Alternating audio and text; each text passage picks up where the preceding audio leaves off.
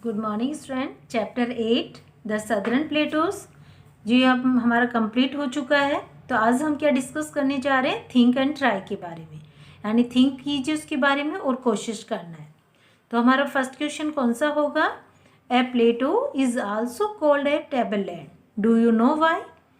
एक जो प्लेटो होता है यानी एक पठार होता है उसे एक टेबललैंड भी कहा जाता है। क्या आप जानते हैं क्यों कहा जाता है? और पठार के बारे में आपको पता नहीं पठार किस टाइप का होता है, तो पठार जिस टाइप में है उसे ही दूसरे वर्ड में हम टेबललैंड भी कहते हैं। हाँ, तो क्यों कहा जाता है, तो इसका आंसर क्या होगा, a plateau is levelled area of land plain at the top like a table. तो एक पठार जो होता है ना वो कैसा होता है, एक लेवल्ड एरिया होता है जमीन का जो प्लेन एट द टॉप, जो प्लेन होता है कहाँ पे, टॉप के ऊपर, ऊपर जाके। जैसे कि आप देखते हो पठार होता है कि जैसे हमारे ऊपर जमीन जा रही है और फिर वहाँ पे फ्लैट हो जाता है टॉप के ऊपर जाके, जस्ट लाइक ए टेबल। जैसे हम टेबल को देखते हैं, आप बैठ के पढ़ाई करते हैं उस पर टेबल का यूज़ करते हैं, तो एक टेबल की तरह उसकी जो पिक्चर्स बनी होती है तो हम रिजम्स कर सकते हैं, उसकी आकृति को देख सकते हैं। तो a plateau is a levelled area of land plain at the top like a table. तो एक पठार जो होता है वो एक लेवल्ड यानी सतही क्षेत्र में होता है जमीन पे से, लेकिन प्लेन एट द टॉप, लेकिन जो ऊपर का हिस्सा होता है उसका वो प्लेन होता है टॉप के ऊपर, जैसे कि टेबल हमारी बनी हुई होती है उसकी तरफ से वो तरह होता है वो। तो therefore it is known as a tableland, और इसी कारण इसको किस नाम से जाना जाता है, टेबललैंड के नाम से भी जाना जाता है। यानी पठार तो हम कहते ही हैं, लेकिन अन्य जो लोग कहते हैं कि उसे टेबललैंड भी हम कह सकते हैं। तो अंडरस्टैंड, समझ गए कि क्यों कहा जाता है, कि जो एक उभरी हुई हिस्सा होता है, जो ऊपर की तरफ का हिस्सा होता है वो बिल्कुल फ्लैट होता है, तो प्लेन होता है, तो इसी वजह से वो टेबल की तरह हमें आकृति दिखाई देती है, और ये आकृति दिखाई देने की वजह से ही पठार को टेबललैंड भी कहा जाता है। Okay. Second, why is black soil good for the cultivation of cotton? Why is black soil, यानी जो काली मिट्टी होती है वो गुड क्यों है, फॉर द कल्टिवेशन, खेती के लिए, ऑफ कॉटन, कॉटन जो रुई होती है उसकी खेती के लिए काली मिट्टी क्यों अच्छी है।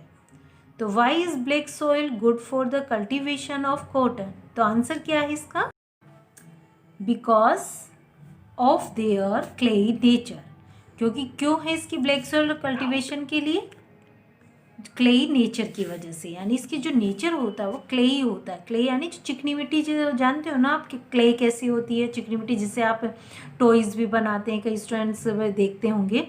तो because of their clayey nature, क्योंकि इसका जो नेचर होता है वो चिकना होता है। It has good water holding capacity that max it suitable for the growth of cotton. It has good water holding, और इसके अंदर क्या होती, क्या योग्यता होती, क्या कैपेसिटी होती, इसमें एक अच्छे पानी को होल्ड करने की होती है। होल्ड यानी अपने अंदर समाहित करने की होती है, पकड़ के रखने की होती है। डेट मैक्स, और जो बनाता है सूटेबल या योग्य बनाता है कॉटन की फसल को उगाने के लिए।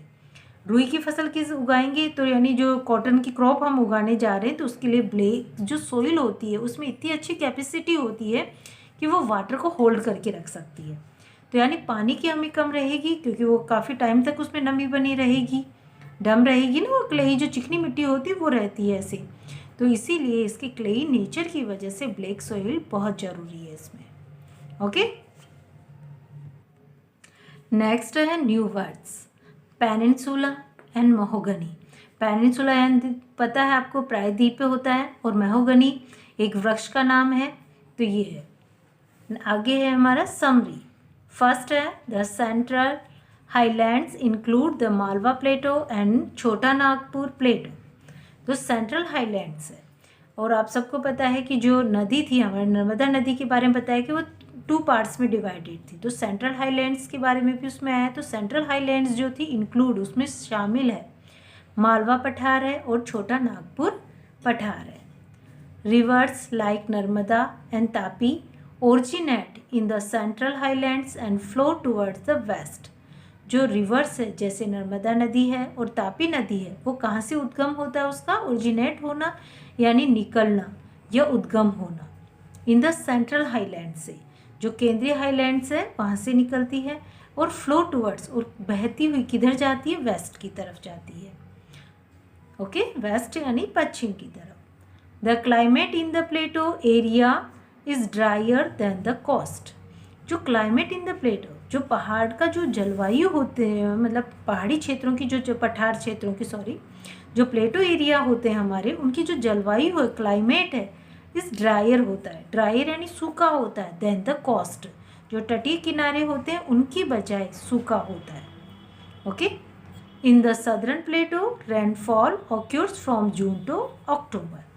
सदर्न प्लेटो जो होता है, पठार है, उसमें रेनफॉल जो होती है, बारिश होती है, वो कब से कब रहती है, जून से अक्टूबर तक वहाँ पे प्राप्त की जाती है। ऑक्यूर्स करना कब से रहती है, जून टू अक्टूबर में रहती है। A variety of wild life like elephant, sambar, deer, nilgai, black buck is found here. यहाँ पे बहुत सारे जंगली जानवरों की क्या होती है, वेराइटी पाई जाती है। वेराइटी यानी भिन्नता पाई जाती है। जैसे हाथी भी है, सांभर भी है, डियर भी है, यानी डियर कौन सा, हिरन भी है, नीलगाय भी है, ब्लैक बर्ग भी है, बक भी है, ये सब यहाँ पे पाया जाता है। Two basic soils of southern plateau are red soil and black soil. और दो बेसिक सॉइल्स होती है, यानी खास मुख्य जो मिट्टी होती है सदर्न पठार की, वो लाल मिट्टी भी है और काली मिट्टी भी है। यानी दो प्रकार की मुख्य जो मिट्टी है सदर्न पठार में वो पाई जाती। कौन सी मिट्टी है, लाल मिट्टी और काली मिट्टी, ये मिट्टी पाई जाती है। एक्सरसाइज वाला पार्ट चालू हो गया, तो इसमें फर्स्ट हमारा है tick the correct answer. First, the river divides the southern plateaus into two parts. जो नदी है वो डिवाइड्स है, बटी हुई है, सदर्न पठार में दो हिस्सों में बटी हुई। तो कौन सी नदी है, तापी नदी है या नर्मदा है या माही है। तो कौन सी नदी के बारे में बताया गया है, नर्मदा नदी के बारे में। तो the river Narmada divides the southern plateaus into two parts. तो हमारा बी वाला जो ऑप्शन है वो करेक्ट आंसर है। Second, the Malwa plateau is bound by the in the north waste.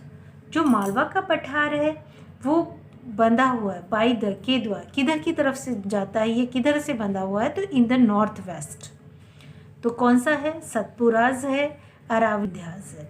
तो मालवा पठार जो है, जिसका क्षेत्र जो आगे का इस बढ़ता है वो है अरावलीज में है, नॉर्थ वेस्ट की तरफ किधर है, अरावलीज में बढ़ा हुआ है। तो पठार अरावलीज में कहाँ तक बढ़ा हुआ है, इन द नॉर्थ वेस्ट का जो पार्ट आता है उसमें अरावलीज वाले में बंधा हुआ है। थर्ड वाला है ब्लैंक है दो, and are the two major types of soil found in the southern plateaus. दो मुख्य प्रकार की जो मिट्टी होती है जो सदर्न पठारों में पाई जाती है वो कौन सी है, ब्लैक, रेड, काली और लाल मिट्टी। सेकेंड, रेड एलोवियल मिट्टी या ब्लैक या एलोवियल मिट्टी। तो आप सबको पता है ब्लैक और रेड के बारे में आता है ना, black soil and red soil के बारे में। तो इसमें black soil and red soil are the two major types of soil found in the southern plateaus. Okay, fourth वाला है, इसमें भी दो ब्लैंक दे रखा है, are the rivers which flow westward. मतलब दो नदियों के बारे में हमसे पूछा गया है कि जो बहती है वेस्टवर्ड्स की तरफ बहती है, यानी पश्चिमी की तरफ बढ़ती है, यानी पश्चिमी हिस्सों की तरफ बढ़ती है। तो कौन सी है, कृष्णा है, गोदावरी या नर्मदा तापी या Tapi and Kaveri. You know, Narmada and Tapi नदी है। तो Narmada and Tapi are the rivers which flow westwards. Fifth, the plateau is a mineral rich plateau. तो एक पठार है जिसमें प्रचुर मात्रा में मिनरल पाए जाते हैं, खनिज पाए जाते हैं। तो मतलब इज ए मिनरल रिच प्लेटो, जिसे हम क्या कहते हैं, खनिज में प्रचुरता वाला पठार कहते हैं। तो छोटा नागपुर, छोटा मालवा, नागपुर मालवा कौन सा है, तो छोटा नागपुर प्लेटो जो है पठार है वो इज ए मिनरल रिच प्लेटो है, यानी खनिजों से भरपूर पठार है। ओके स्टूडेंट, तो आज हम यहीं पर पढ़ेंगे यहाँ तक। तो आप सभी अपने यहाँ करेक्ट आंसर को ये देखेंगे और जो आपको क्वेश्चन आंसर बताएं उनको भी आप उनके बारे में लिख के और लर्न करके रखेंगे। Okay and thank you.